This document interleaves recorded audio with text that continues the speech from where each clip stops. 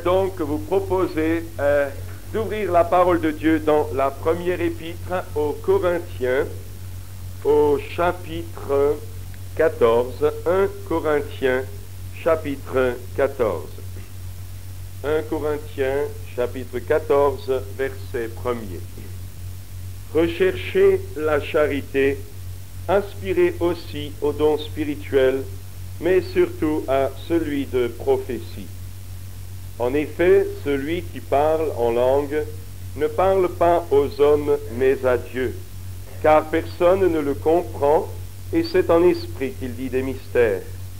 Celui qui prophétise, au contraire, parle aux hommes, les édifie, les exhorte, les console. Celui qui parle en langue s'édifie lui-même, celui qui prophétise édifie l'Église. Je désire que vous parliez tous en langue, mais encore plus que vous prophétisiez. Celui qui prophétise est plus grand que celui qui parle en langue, à moins que ce dernier n'interprète pour que l'Église en reçoive de l'édification. Et maintenant, frères, de quelle utilité vous serais-je si je venais à vous parlant en langue, et si je ne vous parlais pas par révélation, ou par connaissance, ou par prophétie, ou par doctrine? Si les objets inanimés qui rendent un son comme une flûte ou une harpe ne rendent pas des sons distincts, comment reconnaîtra-t-on ce qui est joué sur la flûte ou sur la harpe? Et si la trompette rend un son confus, qui se préparera au combat? De même, vous, si par la langue vous ne donnez pas une parole distincte, comment saura-t-on ce que vous dites, car vous parlerez en l'air? Quelque nombreuses que puissent être dans le monde les diverses langues, il n'en est aucune qui ne soit une langue.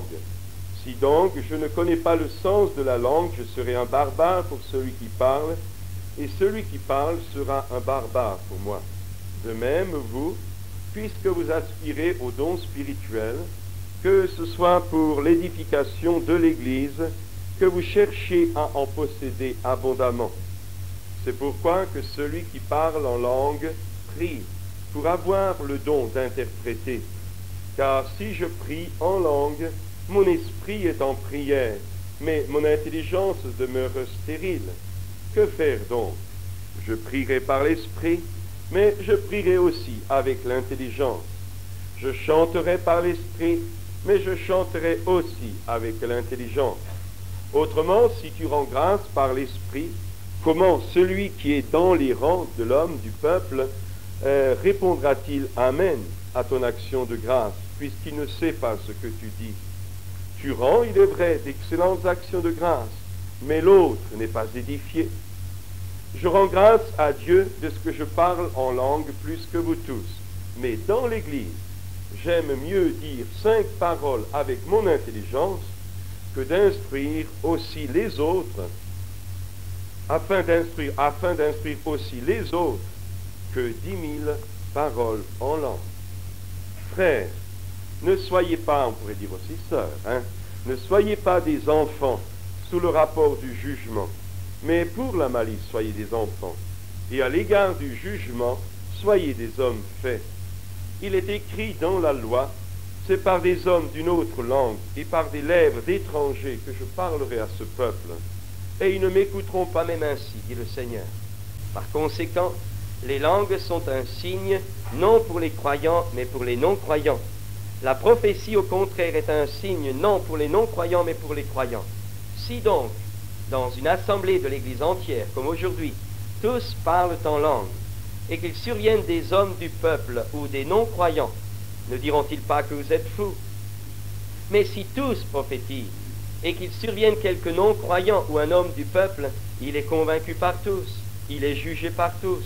Les secrets de son cœur sont dévoilés, de telle sorte que, tombant sur sa face, il adorera Dieu et publiera que Dieu est réellement au milieu de vous. Que faire donc, frères? Lorsque vous vous assemblez, les uns ou les autres parmi vous ont-ils un cantique, une instruction, une révélation, une langue, une interprétation? Que tout se fasse pour l'édification.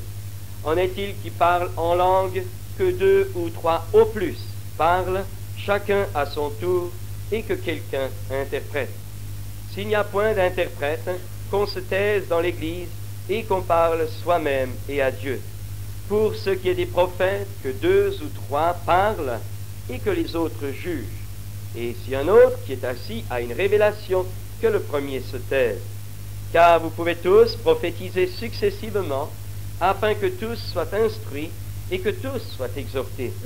Les esprits des prophètes sont soumis aux prophètes, car Dieu n'est pas un Dieu de désordre, mais de paix. Au verset 37, si quelqu'un croit être prophète ou inspiré, qu'il reconnaisse que ce que je vous écris est un commandement du Seigneur, et si quelqu'un l'ignore, qu'il l'ignore. Ainsi donc, frères, aspirez au don de prophétie, et n'empêchez pas de parler en langue, mais que tout se fasse avec bienséance et avec ordre. Frères et sœurs, chers amis, j'aimerais ce matin aborder le problème des dons spirituels, parce que je pense que maintenant nous arrivons plus ou moins dans la marche de l'esprit à vraiment mettre maintenant l'accent sur les manifestations des dons au milieu de nous dans les jours et les semaines qui viennent. Il est important que nous réalisions les uns et les autres que notre marche, notre service pour Dieu est un service surnaturel. Nous devons en être conscients. Si notre vie chrétienne, si notre vie religieuse n'a aucun apport ou aucune manifestation du royaume de Dieu, qui est un royaume surnaturel, nous sommes tout simplement des gens religieux. Et pour être religieux, il n'est pas nécessaire d'être chrétien. Vous adoptez n'importe quelle religion, vous vous y donnez à fond. C'est le produit de votre intelligence, c'est le produit de votre crédulité, c'est aussi le produit de votre superstition, c'est aussi le produit peut-être des penchants profonds de votre être. Mais là, vous vous fabriquez un Dieu, vous vous fabriquez une conception de Dieu, vous vous fabriquez un système religieux. Mais l'Évangile, la marche du croyant, selon la parole de Dieu, c'est tout autre chose. Pour nous, pour la Bible, pour l'enseignement de la Bible, et pour tous ceux qui, d'une manière ou d'une autre, veulent réellement marcher dans les plans, il y a le critère de base que Jésus donne. Si un homme veut entrer dans le royaume des cieux de Dieu, il faut qu'il naisse de nouveau. La nouvelle naissance ou la régénération par le Saint-Esprit est un acte miraculeux et surnaturel de l'Esprit de Dieu dans notre vie, dans notre cœur, dans notre esprit et dans notre corps aussi. Il est important de le comprendre. Ce n'est pas l'adhésion de notre intelligence à une vérité même biblique, c'est la nouvelle naissance, c'est l'irruption, c'est l'introduction de la puissance de l'Esprit de Dieu dans ma vie, dans mon cœur. La Bible utilise un langage, elle dit « mon cœur de pierre est changé en un cœur de chair ». Dieu met en moi un esprit nouveau, crée en moi un cœur nouveau. La Bible dit que je suis devenu une nouvelle création par cette action.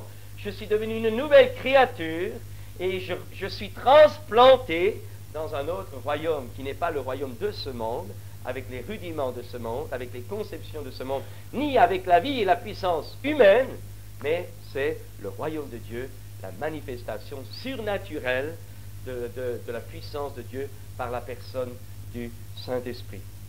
Donc, il faut bien avoir conscience que le vrai message que nous avons à présenter au monde, c'est qu'il y a une force, c'est qu'il y a un royaume, c'est qu'il y a une puissance surnaturelle et une action surnaturelle de ce royaume de Dieu dans la vie de tous ceux qui en ont besoin, dans la vie de tous ceux qui le désirent, et les signes de la manifestation de ce royaume, les signes de la puissance de ce royaume sont les guérisons, les prodiges, les miracles, les changements de cœur, les nouvelles naissances, les baptêmes dans le Saint-Esprit et les manifestations audibles, parler en langue, prophétie, révélation, audibles, visibles, dont des miracles, dont des guérisons, chasser les démons, j'allais dire, de discernement, discerner une puissance mauvaise en action. Tout cela n'est pas le produit de nos déductions psychologiques, mais c'est du surnaturel. Ce sont des manifestations qui vont au-delà de nos capacités humaines. C'est l'Esprit de Dieu, l'Esprit Saint, l'Esprit de gloire, l'Esprit du Père, l'Esprit de force, d'amour et de puissance. C'est lui qui se manifeste ainsi au travers de l'Église de Jésus-Christ. Le royaume de Dieu et la vie chrétienne est une vie de puissance. Dès le départ, dans les évangiles, dans les épîtres et dans l'Ancien Testament, vous retrouvez toujours, j'allais dire un petit peu ce leitmotiv, mais c'est pas ça, vous retrouvez toujours cette exhortation, cette douce pression de Dieu qui nous dit, ton Dieu t'ordonne que tu sois puissant. Le message de l'évangile, le message du chrétien est un message de puissance et d'autorité. C'est un message de force, c'est un message de victoire, c'est un message de combat, mais c'est aussi un message où, si vous voulez, qui donne le résultat de ce combat. Parce que la Bible nous révèle les forces en action. Il y a la puissance humaine, il y a la puissance diabolique, il y a toutes ces forces qui s'opposent à la puissance de Dieu. Mais notre Dieu étant plus grand que tous et plus grand que tout, qui que nous soyons ici ce matin, nous avons et nous aurons toujours la force de triompher de tout ce qui veut nous vaincre par la présence de ce royaume dans nos vies, dans nos cœurs, dans nos corps. Nous n'avons pas le temps d'approfondir cela. Je voudrais simplement dire que, donc, une des manifestations de ce royaume sont ce que la Bible appelle les manifestations de l'Esprit, les dons de l'Esprit, c'est-à-dire des cadeaux. Cela ne dépend pas de nos mérites, cela ne dépend pas de ce que nous le désirons au départ. Bien sûr, nous sommes invités à le désirer, mais c'est les dons de Dieu. Les dons gratuits de Dieu. C'est ce que Dieu a en réserve pour chacun d'entre nous. C'est ce que Dieu veut planter en nous. C'est ce que Dieu veut libérer en nous. C'est ce que Dieu veut que nous soyons capables d'accomplir pour l'édification de tous, pour le bien de tous, pour le salut des âmes, pour que le monde voie que notre Dieu est un Dieu vivant, qui n'a pas changé, et que Jésus est le même, hier, aujourd'hui, éternellement. Abraham demeurait sous les tentes, alors qu'en bas il y avait à Sodome, il y avait tous les rois avec leurs richesses, avec leur armée. Quand il y a la bagarre entre les rois, Abraham il ne bouge pas, il est sous sa tente, il est avec ses tentes, il est en dehors des problèmes du monde. Il est pèlerin sur cette terre. Il est étranger sur cette terre de Canaan, que pourtant Dieu lui promet de lui donner à lui et à sa postérité. Donc vous vous rendez compte qu'Abraham est le futur héritier, mais il vit sur cet héritage en tant qu'étranger avec une tournure de cœur et une tournure d'esprit d'étranger, de pèlerin, de voyageur. Et pourquoi parfois sommes-nous tellement accrochés aux choses de la vie? Pourquoi parfois sommes-nous tellement imprégnés par l'esprit du monde dans notre vie des chrétiens? C'est tout simplement que nous ne sommes pas toujours persuadés qu'il y a des choses agréables à venir dans l'éternité. La vérité élémentaire et forte qui peut nous tenir pour éviter de plonger dans le monde, pour éviter de nous accrocher aux choses du monde, pour éviter de lutter, pour vivre comme les gens du monde, c'est une vérité. Si nous l'avons dans notre cœur, ça va toujours nous ramener. Cette vérité, c'est que nous ne travaillons pas pour des choses éphémères, mais que nous vivons pour l'héritage avec les sanctifiés dans la gloire, la vie éternelle, le règne éternel avec le Seigneur dans la gloire. C'est-à-dire que pour nous les croyants, notre vision à nous c'est l'avenir, notre vision à nous ce sont les choses d'en haut, alors que pour les gens de ce monde, leur vision à eux c'est les choses d'en bas. Et l'apôtre Paul dit, ne vous affectionnez pas aux choses d'en bas, mais affectionnez-vous aux choses d'en haut, là où Christ est assis à la droite de la majesté divine. Et si nous ne comprenons pas, si nous n'avons pas réalisé la gloire de l'héritage qui nous est réservé là-haut, eh bien, frères et sœurs, nous serons toujours amorcés, toujours de nouveau attirés par les choses et les séductions de la vie ici-bas. Sommes-nous étrangers? Sommes-nous voyageurs? Ça ne veut pas dire qu'il n'y a parfois pas de problème, mais notre état du cœur, notre état d'esprit, sommes-nous étrangers ou sommes-nous bien installés sur cette terre? Sommes-nous bien amarrés? Pas de problème, on est bien attachés, on a nos réserves. Abraham était sous une tente, il voyageait, il était pèlerin, il était dépendant de Dieu, sa cité à lui était dans les cieux. C'est la deuxième vérité, alors que vous allez très bien le voir. La parole de Dieu, l'Épître aux Hébreux nous montre, nous invite à marcher les regards fixés sur Jésus. Quand il va y avoir le choix, on va le voir, Lot, lui, regardait en bas, Abraham, lui, regarde en haut. Mais vous remarquerez aussi que nous l'avons lu tout à l'heure, que Abraham va descendre en Égypte, il y a eu la famine, il y a eu la difficulté, en un mot, il y a eu l'épreuve de foi. Et là, bien sûr, il va craquer, il va faire des bêtises, et il est obligé, plutôt Dieu va permettre qu'il remonte. Vous savez, des fois, on craque. Ne pensez pas qu'un chrétien, si vous pensez que vous ne craquerez pas un jour, laissez-moi vous dire que ça vous arrivera, ne serait-ce que pour vous détromper, mais Abraham a craqué. Abraham s'est trompé, mais il a eu surtout l'épreuve de la foi. C'est-à-dire, vous remarquerez, c'est psaume 73 nous le dit, c'est le psaume d'Asaph. Vous connaissez Asaph qui dit, lui, voilà ce qu'il dit. Quand je regardais la richesse des méchants, comment ils progressaient, comment ils avançaient, c'est le psaume 73, ô Dieu, oui, Dieu est bon pour Israël, pour ceux qui ont le cœur pur. Toutefois, mon pied allait fléchir, mes pas étaient sur le point de glisser, car je portais envie aux insensés, en voyant le bonheur des méchants. Rien ne les tourmente jusqu'à leur mort, et leur corps est chargé d'embonpoint. Ils n'ont aucune part aux souffrances humaines, ils ne sont point frappés comme le reste des hommes. Aussi l'orgueil leur sert de collier, la violence est le vêtement qui les enveloppe. L'iniquité sort de leurs entrailles, les pensées de leur cœur se font jour, ils raillent, ils parlent méchamment d'opprimés.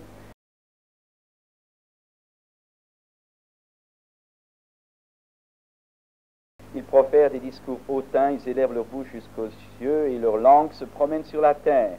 Voilà pourquoi son peuple, ou le peuple d'Israël, se tourne de leur côté. Il avale l'eau abondamment et dit, comment Dieu saurait-il, comment le Très-Haut connaîtrait-il? Ainsi sont les méchants toujours heureux, ils accroissent leur richesse. Et voilà ce que dit Asaph, c'est donc en vain que j'ai purifié mon cœur et que j'ai lavé mes pieds dans l'innocence. Chaque jour je suis frappé, tous les matins mon châtiment est là, etc., etc. Il y a une vérité, c'est que les gens du monde ont souvent beaucoup moins de problèmes que les enfants de Dieu. Les gens du monde sont parfois fichtrement heureux. Vous savez, quand on dit à quelqu'un, quel est le grand problème actuellement? Quand vous parlez de Jésus qui peut donner le bonheur, mais les gens, ils ont tout ce qu'ils veulent. Vous comprenez? Quel bonheur! Ils ne savent pas ce que ça veut dire. Ils ont tous les plaisirs de la vie, tout ce que vous voulez, qui peuvent... Bien sûr que finalement, à un moment donné, ils seront malheureux, mais actuellement, les gens ont quand même un certain bonheur de la joie et de la jouissance de la vie.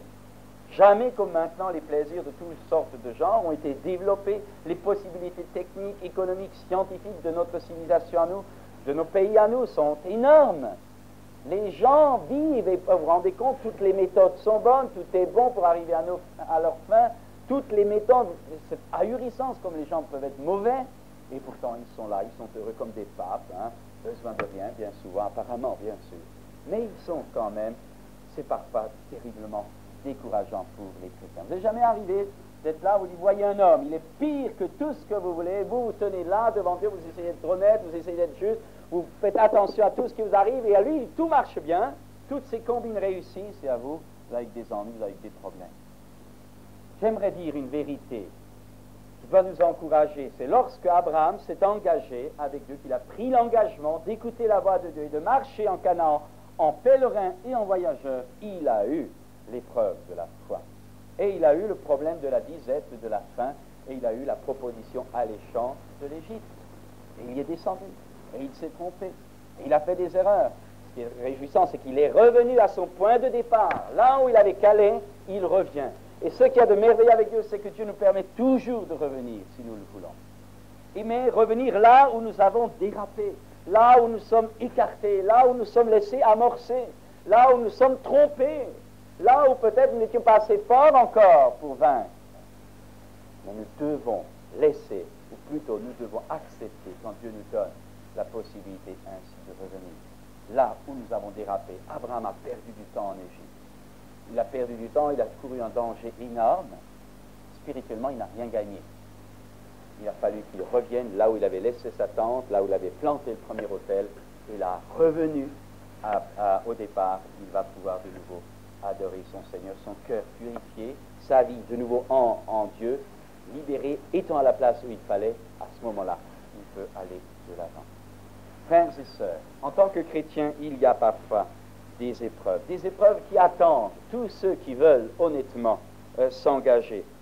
Et nous sommes, les uns et les autres, nous sommes confrontés à un choix à ce moment-là. Que choisir? Qu'avez-vous choisi pour votre vie? La vie paisible, la vie tranquille, avec toutes les sécurités humaines, avec le choix de la vie selon le monde, selon les possibilités du monde? Ou est-ce que vous avez choisi, ou est-ce que nous avons choisi justement l'opprobre du Christ, l'incertitude apparemment humaine de la foi chrétienne, mais qui est le vrai fondement de notre marche d'enfant de Dieu? Est-ce que nous avons choisi au contraire l'engagement de Dieu?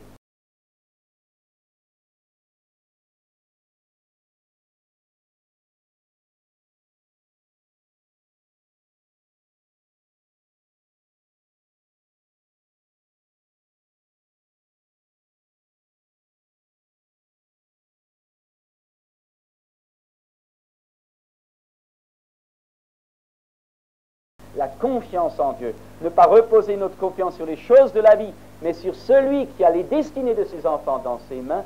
Quel a été notre choix? Est-ce que nous sommes en Égypte? Ou est-ce que nous sommes revenus? Ou est-ce que nous sommes toujours restés? Tant mieux. Mais où en sommes-nous ce matin? Quel choix faisons-nous quand nous sommes confrontés à des carrefours? À droite, à gauche, qui c'est qui décide? L'Égypte, le monde, les aises, les loisirs, la tranquillité, la sécurité apparente, ou priorité à Dieu dans notre vie, pour notre vie, un engagement efficace et pratique tous les jours de notre vie. Nous avons tous de temps en temps des combats à ce niveau-là. Et seul l'amour de la vérité peut nous sauver à ce moment-là. Qui peut dire d'entre nous qui n'a jamais des problèmes de choix? Et c'est seulement si on réalise qu'en choisissant autre chose, je vais devenir un chrétien rétrograde, qu'en choisissant autre chose, je vais perdre ma communion avec Dieu, je vais avoir l'apparence de la religion, mais comme tant d'autres, je n'aurai plus la puissance de l'esprit. Seul l'amour de la vérité peut me ramener lorsque je m'égare, et seul l'amour de la vérité peut me protéger pour éviter de déraper plus loin. Mais ce matin, ce qui est important, c'est de savoir quoi choisir. Une marche sainte avec Dieu qui nous garantit la présence de Dieu comme Abraham, pèlerin, étranger, voyageur, d'accord, mais Dieu est avec nous, ou alors dans le monde, avec ses joies, avec ses plaisirs, mais les plaisirs du monde passent. Mais la parole de Dieu demeure éternellement. L'apôtre Jean dit, si quelqu'un aime le monde, l'amour du Père n'est point en lui. Il est normal qu'il y ait des épreuves parce que dans ce monde dans lequel nous vivons, il y a aussi les Cananéens, il y a aussi les ennemis, il y a aussi non seulement les gens étrangers à la foi chrétienne, il y a les puissances qui agissent dans ce monde, il y a les hommes qui s'opposent à la foi de l'Évangile. C'est pour cette raison que nous avons des problèmes, c'est pour cette raison aussi que nous avons des épreuves. Les épreuves nous fortifient, nous forment, nous façonnent, mais les épreuves sont aussi un combat que nous avons à mener contre les puissances, les autorités, les esprits méchants dans les lieux célestes. Ce matin, où en sommes-nous dans notre choix? Est-ce que nous acceptons cette vision des choses? Au contraire, on fait l'autruche. Allez, moi, ma petite vie tranquille, d'accord. Mais n'oubliez pas que de mes choix dépend mon éternité. De mes choix dépend mon avenir. Mais tous ceux qui veulent vivre pieusement en Jésus-Christ seront persécutés. Il ne faut pas non plus avoir peur de la persécution, parce que le Seigneur est là, et c'est lui qui nous aide au travers de la fournaise. Vous savez, les compagnons de Daniel, ils étaient liés, jetés au feu. La seule chose que le feu a pu faire, c'est enlever leurs liens. Alors, le feu nous travaille, le feu nous nettoie, le feu brise, nous libère de tout ce qui est encore en nous. Ça, c'est la valeur du feu. Eh bien, merci Seigneur, je te fais confiance et j'avance, et c'est ainsi que je grandis de gloire en gloire par l'Esprit du Seigneur. Mais allons plus loin. Le retour en Égypte, Abraham revient en Canaan et il replante donc ses tentes là où il avait quitté au départ. Mais il y a surtout une chose qui est intéressante, c'est que vous remarquez que Pharaon, avec Moïse, avait dit « Reste ». Il est souhaitable, je dirais qu'il est normal, mais enfin, il est normal, oui, il est normal, mais enfin, il est souhaitable aussi, pour ceux qui auraient des difficultés à l'admettre, qu'avant de venir, nous ayons eu un entretien personnel avec le Seigneur. Notre culte d'ici se prépare déjà à la maison. Nous avons eu notre moment devant Dieu, nous lui avons demandé de bénir cette journée, nous lui avons demandé de remplir nos cœurs de joie par sa présence. Nous lui avons demandé de nous unir entre frères et sœurs pour former ce corps de Christ qui pourra lui apporter, dans la puissance du Saint-Esprit, la louange et l'adoration qui lui est due. Nous lui avons demandé ces choses-là. Nous lui avons demandé aussi de nous utiliser, soit par une prière, soit par une louange, soit par un don, comme l'Esprit le veut, pour manifester que notre Dieu est notre Père et qu'il est vivant. Nous l'avons fait. Nous le faisons. Chaque jour, au début de la journée, nous lui confions notre vie. Nous lui confions les péripéties de la journée. Nous nous déchargeons sur lui de cette journée. Et lui-même prend soin de nous. Mais alors, quand je viens dans l'église, j'ai pris en langue à la maison, qu'est-ce qui se passe? Que 2 ou 3 parlent en langue. Là, c'est un petit peu différent. Je ne vais pas parler en langue dans l'église comme je parle en langue à la maison, parce que je peux tout le temps parler en langue. Je peux m'arrêter maintenant et parler en langue. Et je peux vous garantir que c'est inspiré, parce que nous sommes constamment dans l'esprit. Nous vivons, le Saint-Esprit est en nous, il ne part pas une fois, puis il revient, il ne part pas une fois. C'est pas ça. Il a fait sa demeure en nous, notre corps est devenu le temple du Saint-Esprit. Donc n'importe lequel qui est baptisé du Saint-Esprit peut, à moins qu'il y ait un blocage quelque part, ou une incompréhension, ou un manque de liberté encore, n'importe lequel d'entre nous peut, s'il est baptisé du Saint-Esprit, parler en langue. Mais ça ne veut pas dire que nous devons parler en langue dans l'Église. Prier à la maison, d'accord, mais à l'Église, c'est autre chose. À l'Église, nous devons parler en langue que si nous sommes conduits par le Seigneur à le faire. Pourquoi? Parce que la manifestation des langues dans l'Église, vous avez remarqué que l'apôtre Paul dit, au lieu de parler beaucoup en langue, je préférais entendre des prophéties. Pourquoi? Parce que si ce matin je viens dans l'Église, j'ai des problèmes, j'ai des soucis, j'ai des combats, et un frère ou une sœur commence à dire, sans qu'ils connaissent mon problème, tu es là ce matin avec telle difficulté, voici l'Esprit de Dieu te dit, prends courage, parce que demain tu verras le salut de Dieu, mais ça me fait du bien, c'est Dieu, j'entre en contact avec Dieu au travers de la prophétie du frère. Mais si vous parlez en langue, qu'est-ce que ça m'apporte, frères et sœurs? Qu'est-ce que ça m'apporte? Rien. Ça vous apporte quelque chose puisque vous édifiez. Mais nous ne venons pas à l'Église pour exercer les dons, pour nous édifier. Les dons sont donnés à l'Église et exercés dans l'Église pour édifier les autres. Donc, vous voyez, l'apôtre Paul dit, je préfère dire 5 mots avec mon intelligence que 10 000 paroles en langue. Donc, la parole de Dieu montre une priorité pour la prophétie. Celui qui parle en langue s'adresse à Dieu. Celui qui prophétise s'adresse aux hommes. Et plût à Dieu que tous prophétisent, a dit Moïse un jour. Et nous disons pareil, afin que tous soient édifiés, afin que tous soient enseignés, afin que les problèmes que vous traînez peut-être depuis des mois et des années, Dieu puisse vous donner la solution au travers des prophéties des frères et des sœurs, parce que le royaume de Dieu est une irruption réelle, pratique, concrète de la pensée de Dieu pour son peuple. Vivre la vie de l'esprit, ce n'est pas être assis sur une chaise, louer Dieu, et puis s'en aller à la maison. Vivre la vie de l'esprit, c'est vivre le royaume avec toutes les richesses que Dieu nous offre au travers des dons de l'esprit. Parler en langue. Alors, qu'est-ce que c'est que le parler en langue dans l'Église? Le parler en langue, c'est quand vous savez, par une direction de l'esprit, que ce matin, vous devez exercer votre parole en langue parce que Dieu veut utiliser votre prière, votre louange, voire même, je pense que c'est possible, mais c'est quand même plus exceptionnel, voire même votre langue pour parler à quelqu'un dans l'Église.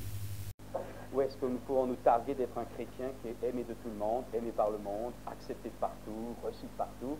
Eh bien, vous êtes heureux, mais vous êtes un malheureux chrétien. Parce qu'il est impossible d'être ami du monde et de connaître réellement Dieu dans une relation personnelle. Immanquablement, il va y avoir des cassures. Immanquablement, ou vous êtes obligé de faire comme les gens, de vous habiller comme les gens, de vivre comme les gens, d'avoir des soirées comme les gens, d'avoir des relations comme les gens, ou alors, et vous adapter à votre environnement pour garder de bonnes relations, et c'est alors eux qui vous dominent, ou alors c'est vous qui, au contraire, créez un environnement. C'est vous qui donnez un message et qui ne vous adaptez pas au message que le monde veut donner. Qui est le vainqueur dans notre vie? Le monde, ou plutôt notre manière humaine de concevoir les choses, ou l'esprit de séparation qui fait qui est le seul message biblique ou de l'Évangile que nous puissions trouver. Le reste, c'est tous des raisonnements psychologiques, pensant gagner des âmes, mais on n'amène que des adeptes, on n'amène pas de réelle nouvelle naissance. Frères et sœurs, c'est important de le savoir. Je n'ai pas le temps de donner plus de détails, je voudrais aller encore un peu plus loin. Il y a autre chose encore. Vous remarquerez que pendant qu'ils étaient en Égypte, ni Lot ni Abraham se sont bagarrés, il n'y a pas eu de dispute entre eux, ça allait très bien en Égypte, ça va très bien. C'est quand on agit sur le terrain de la foi que les problèmes se posent. Et quand ils reviennent, à un moment donné, il y a querelle donc entre les bergers des deux groupes, et Abraham et Lot sont obligés de se séparer.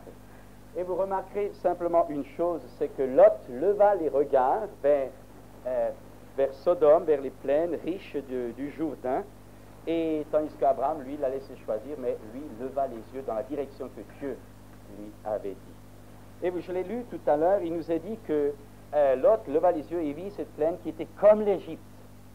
Vous vous rendez donc compte que Lot était sorti avec Abraham d'Égypte, mais qu'il avait gardé une nostalgie des beautés, de la vie riche et fertile qu'il avait vue en Égypte. Et pour lui, ce qui a prédominé au moment de son choix, parce que là, il est confronté avec un choix propre, il faut que lui choisisse. Alors, qu'est-ce qu'il fait? Il choisit le monde. Il choisit les frêles riches devant jusqu'à vers Sodome. Il n'est pas encore dans Sodome, ses tentes se portent vers Sodome.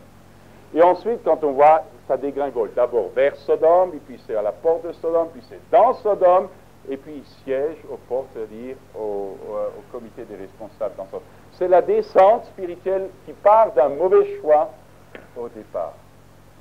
Frères et sœurs, là aussi, notre volonté, la difficulté qu'il a d'amener notre volonté à son autorité à lui, c'est ça le problème. On veut faire. Et quand il met le doigt sur un point qu'on ne veut pas faire, alors là, mes amis, je plains Dieu presque. Hein. Parce que c'est vrai, c'est notre problème à chacun d'entre nous. Frères et sœurs, dans ces cas-là, dans ces moments où on est déçu parce qu'on ne s'attendait jamais à ce que Dieu nous demande ce genre de choses, frères et sœurs, à ce moment-là, il ne faut pas partir. Il faut se tenir devant le Seigneur. Seigneur, tu vois, je n'y arrive pas par moi-même. Seigneur, là, tu m'écartèles. Tu me crucifies, Seigneur. Il faut le lui dire parce que c'est vrai, vous êtes crucifié là.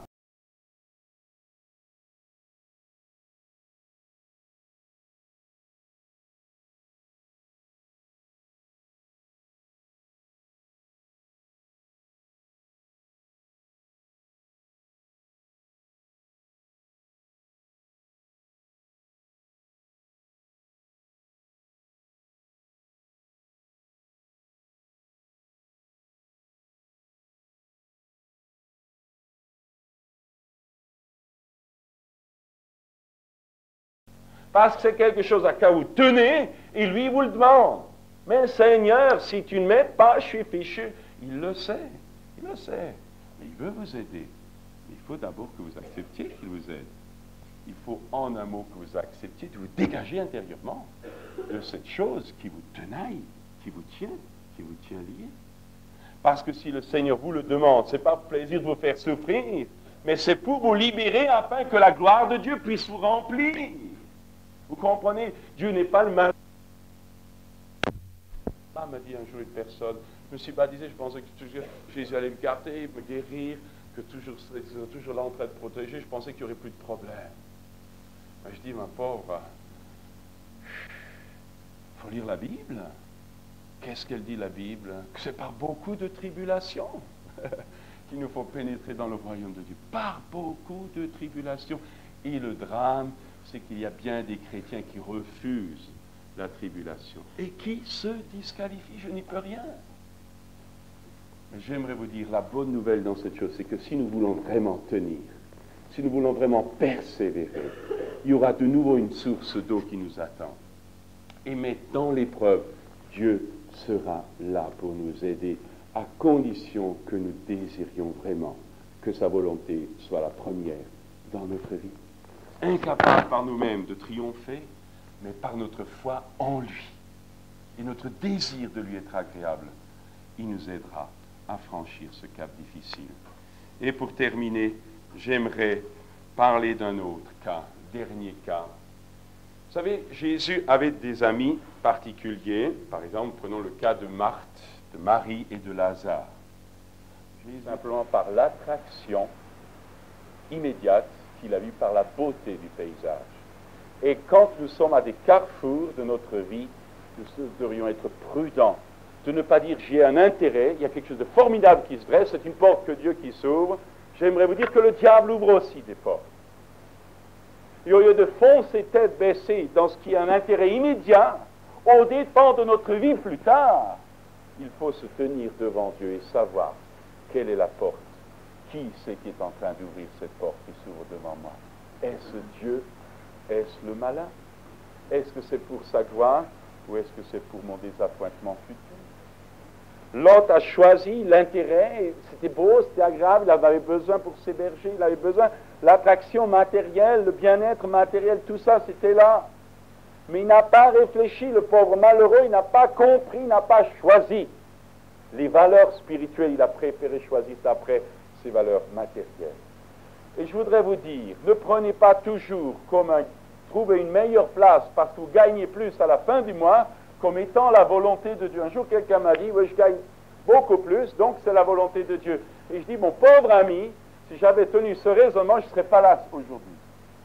Ce n'est pas parce que vous gagnez plus que c'est Dieu qui vous veut là. Je dirais peut-être que c'est le diable qui vous met là, parce qu'une fois, on a connu bien des chrétiens, pendant qu'ils étaient pauvres, hein, ils étaient là, engagés avec le Seigneur. Et puis les richesses sont venues. L'aise est venue parce que Dieu bénit. On n'a pas fait attention et à un moment donné, on a été installés. Et on est bien installés. Frères et sœurs, faisons attention que les richesses ou les intérêts immédiats ou les portes qui s'ouvrent, faisons attention, tenons-nous dans la prière pour savoir qui est en train d'ouvrir les portes. Il a fallu 16 années à l'autre. Vous n'entendez pendant 16 années, vous n'entendez plus parler à l'autre. Mais alors, au bout de la 16e année, c'est la catastrophe. Et parfois, les gens prennent des choix. Ça va bien, ils sont heureux. Prenez des anciens frères et sœurs qui étaient ici. Ils étaient heureux. Puis à un moment donné, vous apprenez des malheureuses nouvelles. 15 ans, 18 ans, ça a marché, tout heureux. Mais ce qui compte, c'est la fin. Considérez leur fin, dit la Bible. Elle ne dit pas considérer leur vie actuelle. Considérez la fin des choses.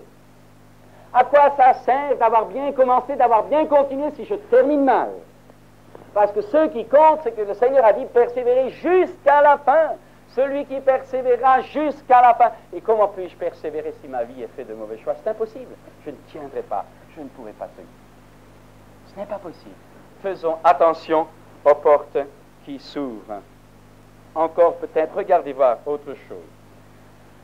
Séparation entre Lot et Abraham, séparation Paul et Barnabas. On a souvent dit Paul était ceci, Barnabas était cela. Mais si vous prenez vraiment, sans parti pris, eh bien, le problème semble certainement être chez Barnabas. Barnabas qui a fait passer son affection de cousin avant. Saul, lui, Paul, devenu Paul, lui, voulait quelqu'un avec lui sur qui il puisse compter. Quelqu'un qui accepte les souffrances. Quelqu'un qui accepte de souffrir. Quelqu'un qui accepte de payer le prix. Il semble que Marc, le cousin de Barnabas, n'a pas pu tenir, n'a pas eu la force et le courage d'aller jusqu'au bout. Et il a craqué au moment où ils avaient peut-être le plus besoin. Et il n'y a rien de plus terrible de s'engager dans l'œuvre de Dieu avec des gens qui vous promettent de vous aider. Au moment où vous avez besoin, ils vous lâchent entre les doigts. Et Paul de Tarse avait besoin d'une équipe solide, fidèle. Et il dira justement de Timothée lorsque... Et vous remarquez que Barnabas n'en parle plus. Mais Saul, celui qui est venu jusqu'à nous, il a donc l'approbation de Dieu sur son ministère. Et vous remarquez que Dieu ne laisse pas seul, il lui donne Timothée, il donne d'abord Silas, et puis donne Timothée. Un jeune comme Marc, mais un jeune qui tiendra. Un jeune qui le suivra toute sa vie et qui le présentera comme celui qui avait accepté de souffrir avec lui et de rester debout jusque dans sa vieillesse. Frères et sœurs, nous devons faire attention aux causes parfois qui peuvent entraîner des séparations. Mais les séparations viennent souvent des choix que les uns ou les autres peuvent faire et qui immanquablement lèvent, soit côté positif, soit négatif. Quels sont les choix que nous faisons pour notre vie?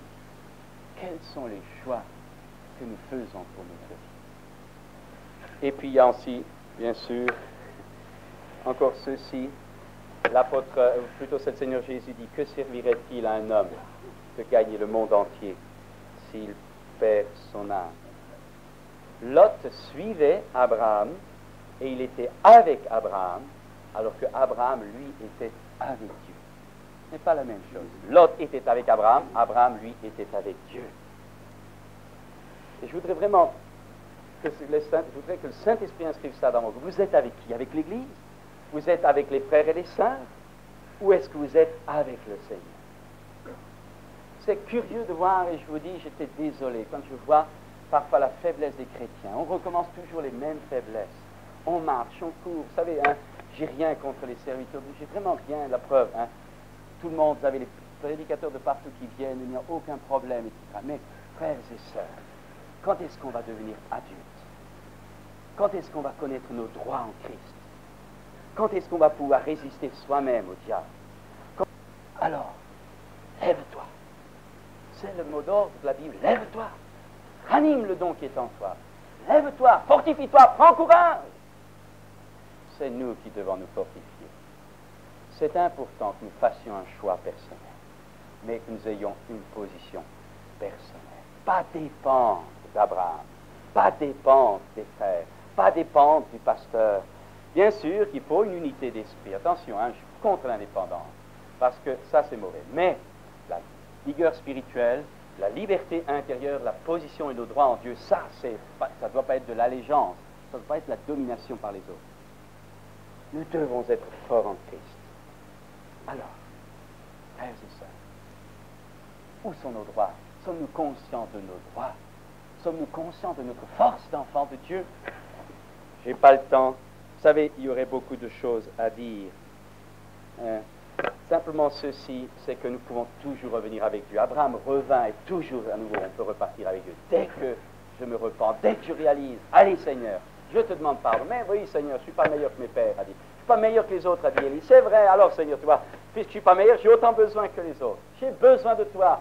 Ça nous crée une confiance en Dieu. Et on fonce, car le pardon est auprès de lui, afin qu'on le craigne. Alors, Abraham, lui, le valise. Et alors, comparez Lot qui est assis à la porte de Sodome et Abraham, lui, qui est assis à la porte de Satan. Regardez la différence de vie. Lui, il est tranquille, il y a les anges qui viennent tout de suite, il détecte, il a discernement spirituel. Dieu parle, et Dieu lui parle. Et Dieu lui dit, je vais faire quelque chose. Dieu lui parle comme un ami. Il n'est plus simplement serviteur, il est devenu ami de Dieu. Lot, lui, les anges, il ne comprend pas très bien, il exerce sa loi d'hospitalité, mais il n'a pas de discernement spirituel, il est tellement aveuglé par l'environnement. C'est un homme juste, mais il est étouffé. Alors il fait rentrer, puis ensuite quand c'est l'attaque, quand c'est le grand problème, alors là il est dépassé. Il y a ces gens, ils ne comprennent pas, sa femme qui était là-bas, ses filles qui se sont mariées avec des inconvertis, mais c'est la décadence la plus totale dans une famille d'un homme qui aurait eu la possibilité de se nourrir d'une relation fraternelle et puissante avec Abraham. Fini, un homme fini. Finalement, il est là. Il n'a même pas le courage d'écouter l'ange qui lui dit « Va jusqu'à cette montagne, j'y arriverai pas. » Il n'a même plus la force de la part de croire que l'ange, puisque l'ange lui dit « Cette ville, c'est que ça va être possible. » Il n'a plus la force, il est vaincu, il est affaissé intérieurement. Tout ça parce qu'il a fait des mauvais choix. Tout ça parce qu'il est descendu alors qu'Abraham, lui, il monte. Frères et sœurs. Et finalement, c'est le désastre. Il finit jusque dans sa famille, jusque dans ses filles qui couchent avec lui, qui le font boire. Mais c'est un désastre spirituel incroyable. Il a sa vie sauvée comme au travers du feu, mais la honte est sur lui. Tout simplement parce qu'à un moment donné, il a laissé descendre. Je voudrais vous dire une chose. La Bible nous dit que ces choses ont été écrites pour notre instruction. Ne pensez jamais que ça ne peut pas vous arriver.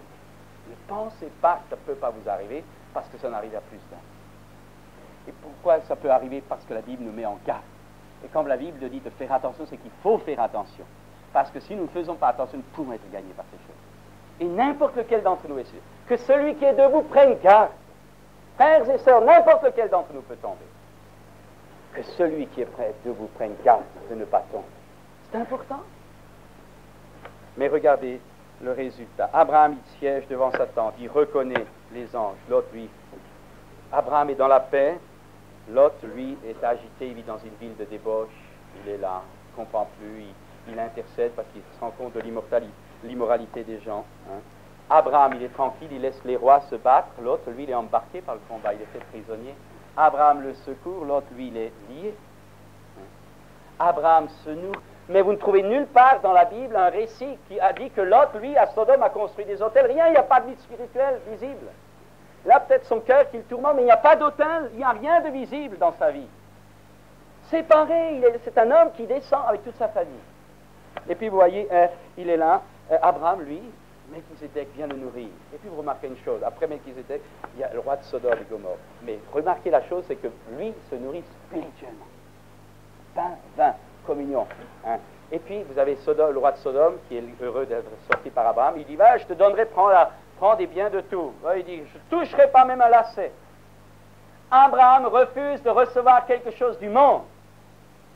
Frères et sœurs, quand on regarde tout ce qu'il y a maintenant pour avoir, tout un décalage de mentalité. On a Abraham. Pourquoi est-ce qu'Abraham a pu dire, je veux rien du monde, je veux rien de Sodome, afin que tu dises pas un jour que tu m'as enrichi. Les choses de Dieu sont à Dieu et Dieu est capable de pourvoir à nos besoins. Dieu est riche. Et si pour l'œuvre de Dieu on a besoin des choses du monde, alors c'est l'Évangile qui est renversé.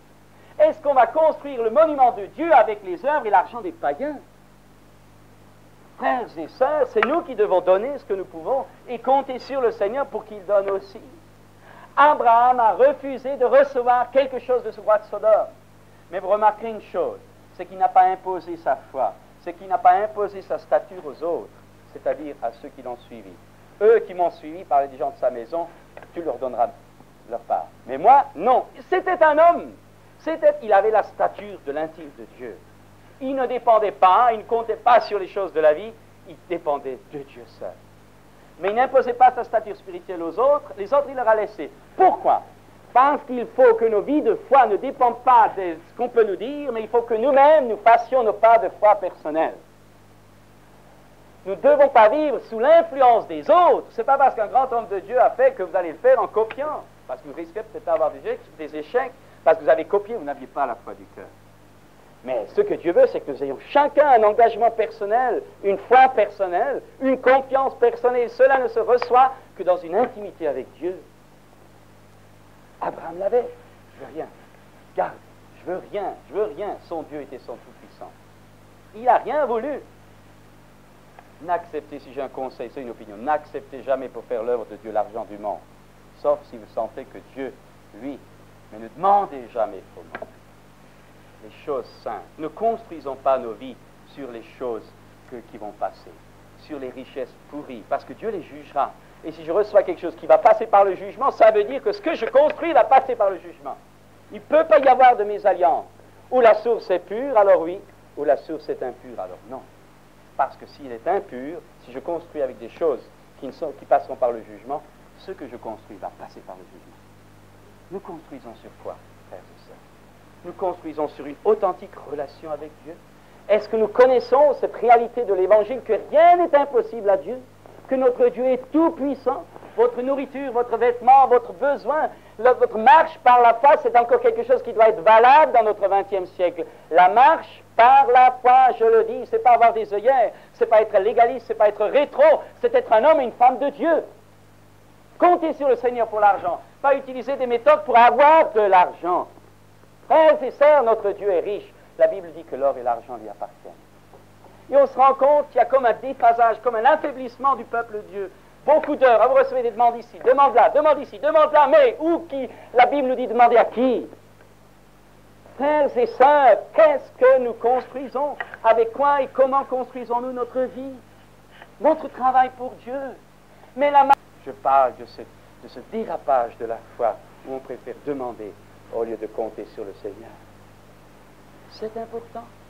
C'est important, et là encore, dans le milieu chrétien, il y a un décalage qui va se faire, et qui est en train de se faire. Solution de facilité, on demande, d'accord, je construis, on demande, je construis. D'accord, tu l'as, tu le construis, mais ça passera par le feu. Mais si c'est Dieu qui construit parce que lui donne, alors ça durera jusque dans la vie éternelle. Frères et sœurs, est-ce que nous sommes en Égypte et nous construisons avec les matériaux de l'Égypte? Est-ce que nous avons une foi chrétienne à l'égyptienne? Ou est-ce que nous avons la foi de Dieu, selon la Bible, avec la séparation que la Bible nous montre? Et ne pensez pas que ceux qui disent qu'il faut être unis à tout prix avec le monde pour ne pas les choquer sont dans l'esprit de Dieu. Ce n'est pas vrai. Ce n'est pas vrai parce que la Bible dit exactement l'inverse. Vous ne pouvez pas vivre une dimension spirituelle forte au milieu d'inconvertis ou au milieu de chrétiens charnels, parce qu'immédiatement, automatiquement, vous aurez un problème avec eux. Automatiquement! Parce que vous voudrez faire des pas de foi, ils vont vous bloquer. Vous voudrez avancer dans telle direction, ils diront non. Et je me rappelle un père qui disait que dans les églises, souvent, le grand problème, c'est qu'il y a des prêtres qui ne veulent pas bouger. Ils ne veulent pas, ils n'ont pas la foi, ils veulent empêcher les autres d'avancer parce qu'ils ont peur. Frères et sœurs, c'est important de construire notre vie. C'est important de la construire sur une solide fondation. Et ces fondations sont dans le Seigneur.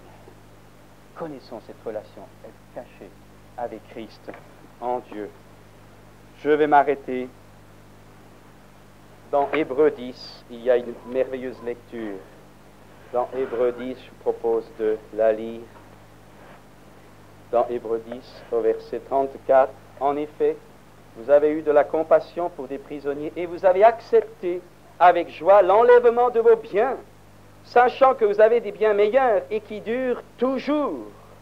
N'abandonnez donc pas votre assurance à laquelle est attachée une grande rémunération, car vous avez besoin de persévérance, afin qu'après avoir accompli la volonté de Dieu, vous obteniez ce qui vous est promis. Encore un peu de temps. Celui qui doit venir viendra, il ne tardera pas, et mon juste vivra par la foi. Mais s'il se retire, mon âme ne prend pas plaisir en lui. Nous ne sommes pas de ceux qui se retirent pour se perdre, mais de ceux qui ont la foi pour sauver leur âme. Vous avez accepté avec joie l'enlèvement de vos biens, sachant que vous avez des biens meilleurs et qui durent toujours. Je ne peux pas malheureusement faire une impulsion sur la théologie de l'abondance, parce qu'à ce moment-là, Jésus c'était le plus antispirituel qui existe sur toute la terre. Vous savez, quelque chose de terrible parfois. C'est ces choses qui sont faussées, on écrit, on lit, on avale et on fonce. Il n'y a rien de plus terrible un jour que cette doctrine de l'abondance. Je pense qu'un chrétien doit savoir vivre ses droits, même dans le domaine de l'argent, je suis convaincu. Mais je suis absolument contre, parce que je dis que ce n'est pas biblique. Il y a des gens qui se privent de tout pour pouvoir donner de l'argent à des missions, et vous avez tel homme ou tel service qui roule en première classe, etc., sous prétexte que lui vit dans l'abondance, parce que Dieu le bénit, au détriment d'une personne âgée qui lui donne de son nécessaire. J'estime que c'est indigne. Eh bien, on vous dira, mais Dieu veut que je sois riche. Alors Jésus, qu'est-ce qu'il était Jésus? Paul, qu'est-ce qu'il était Paul? Au milieu de gens riches, nous devons vivre richement. Au milieu de gens forts, nous devons ne pas être un poids pour ces gens-là. Et j'admire la stature spirituelle de l'apôtre Paul, qui a voulu accepter rien du tout pour ne pas être à charge à personne à cause de l'Évangile. Frères et sœurs, sans que nous en rendions compte, nous voulons vivre comme le monde. Nous voulons vivre la dimension du monde. Le monde fonce, le monde est riche, alors le chrétien doit être riche. Dieu peut donner des richesses à des chrétiens, mais ils ne sont pas maîtres. Mais Dieu peut permettre aussi que des chrétiens soient pauvres. Il ne dit pas dans le dénuement, parce que chaque jour Dieu donne, mais Dieu veut éviter parfois que je sois trop riche, ou que je sois riche, ou que j'ai de l'argent auquel je vais m'attacher, parce que ce qui va s'entraîner, mon cœur va suivre.